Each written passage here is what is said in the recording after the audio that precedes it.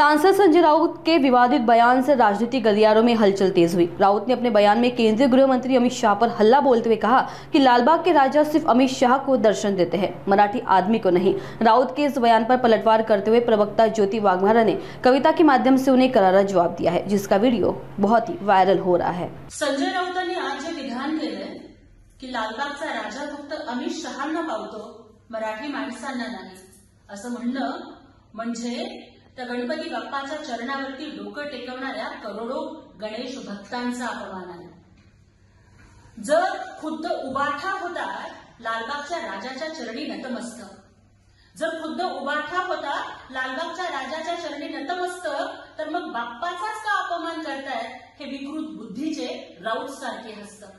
हा जर लालबागचा राजा फक्त अमित शहांनाच पावतो, तर मग संजय राऊतला हिंदू धर्म, हिंदू देव काय चावतो? अरे तुमचे मालक, तुमचा नेता हा हिरव्या सापांच्या सोबत धावतो, पण हिंदू हृदय सम्राट बाळासाहेब ठाकरेंच्या विचारांना वाटाण्याच्या अक्षता का लावतो? हा प्रश्न राऊत तमाम महाराष्ट्रातली जनता तुम्हाला विचारत आहे। राऊत कोट्यावधी गणेश भक्ताच्या बाप्पाच्या चरणी नतमस्तक होत आहे, त्यांच्यावरती विकृत बुद्धीनं टीका करणं महाराष्ट्र तुम्हाला माफ करणार नाही आणि बाप्पा तुम्हाला तुमची जागा दाखवून देतील।